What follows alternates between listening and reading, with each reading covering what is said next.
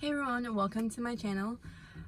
Today I'm going to be doing a story time video about the time that I moved in with my Tinder date.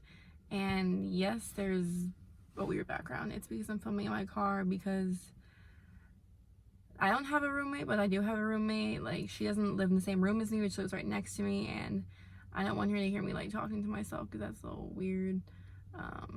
So I just drove to a random parking lot on post, and I'm staying in my car, and it's really hot, and I'm sweating already. So let's get to the video. So this took place like 3 or 4 years ago. I was 18, 19, 20, 21, 20, like 4 or 5 years ago. This is just after I had graduated high school, and so this was in 2016. And it was just after I graduated high school. I was living with my dad at the time. And so I was living with my dad and it wasn't going very well. Like, we just didn't get along, and there was just a lot of other circumstances to why me living with him wasn't the best idea. So at the time I was going to a community college for criminal justice, and I was working, well, full-time but part-time. It was like I worked every single day there, like 8 hours a day pretty much, but it wasn't like a full-time job because they said that they couldn't put me on as a full-time job because they had to give me health care and whatever. So I worked at this farm. It wasn't like a farm, it was called a farm, but it was like a farm in the back, and then up front was like produce and like meat and stuff like that, like a little like supermarket kind of. So I was working there and going to college part-time, living with my dad. And so I had the Tinder app, and I started talking to this guy who lived in Berwick, Pennsylvania. And if you don't know where that is, it's near Bloomsbury University in like up near the Poconos in Pennsylvania. And so what are we gonna call this guy? We're gonna call him Andrew. So Andrew, he was a welder, like a traveling welder. Like, he moved around a lot, and he lived in a trailer that you hook up to your truck and like you move it around. It's not like a RV that you like drive the actual thing. It's like a camper trailer thing, like I don't know what they're called, like a camper, you know, not an RV, a camper, the one that you hook up to your truck and drive around and you live in. Yeah, so he lived in that. And so me and Andrew, we started talking, and he lived like 2.5, 3 hours away from me. And so I ended up driving out to see him one day, and everything was great, you know, like he was so sweet and cute, and he drove this big lifted red diesel truck. And me being into country boys, I haven't always been in the country boys, but at the time I was in the country boys. I'm like, oh my god, wow, he's like so hot. Like, he drives this big truck, like he has this like really good job, he makes a lot of money because his job made a lot of money. And so we started talking, and we probably hung out like maybe 3 times. And like after the 3rd time of hanging out, he knew that like I didn't really like living where I was living. And so he's like, well, you should just like move in with me. And I'm thinking, so I'm gonna move in with you. I'm not going to have a job or a car or any source of income because his truck was stick, and I didn't know how to drive stick. I still don't. And so in my 18-year-old mind, I'm like, wow, this is a really good idea. I should definitely like drop out of college, like quit my job, like move out of the house, like all this. This is a really good idea. Just move in with this guy I met online like after 3 dates. And so I ended up telling my dad that I got like a live-in nanny job up in Harrisburg, which is like 4 hours away from where we live. And I like made up like all the names of the family who I was gonna be nannying for, and like all the kids' names and their ages and like everything. Like, this was like legit, like these were like real people. Because like I knew if I told him what I actually wanted to do, he would freak the fuck out. And I just didn't feel like hearing him. Like, my dad, now being older, like looking back on it, he's right majority of the time. Like, I understand where he comes from. Like, now looking back, I would want his advice on this, But at the time, I just like said like, no, fuck this. Like, I'm gonna do what I want to do. So I made up this like elaborate story of to where I was going and what was gonna be happening. And so it comes around to, when did I move in with him? I want to say I moved in with him like October, November, because I was living with him for Thanksgiving. So around October, November, I decided that I was going to do this, and I had a storage locker at the time, like a storage unit. And so I went there and I packed up like all of my shit, and I kept it there. Like, I like organized it, and like some of it was gonna come with me and some of it was gonna stay there. So I organized it, and then the room that I was staying with my dad, whenever he was at work during the day, I would just pack up all the stuff in my room at his house and I would move it to the storage locker. So it came to the day that I was going to move in with Andrew, and he came to my storage locker, packed up all of the shit in the bed of his truck, and then drove to my dad's house so I could say goodbye to my dad. And my dad thought that my friend was just driving me up there. He didn't think that like I was moving in with this guy. And so he ended up driving me up there all the way to where he lived, like 3 hours away. And so I started living with him. And I didn't realize that like this probably wasn't going to go as I would hope.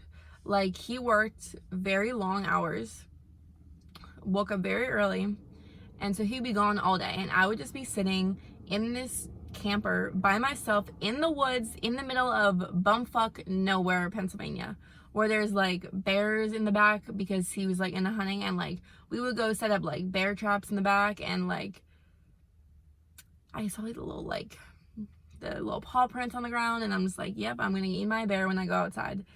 And another thing is the hot water in his shower in like the camper was really, really shitty. Like, it would only last for like maybe 5 to 7 minutes. And so there was like an outhouse like next to the camper, because where the camper was, it was on like a campground where there's like cabins, and there's also like spaces that you can rent and put your camper on.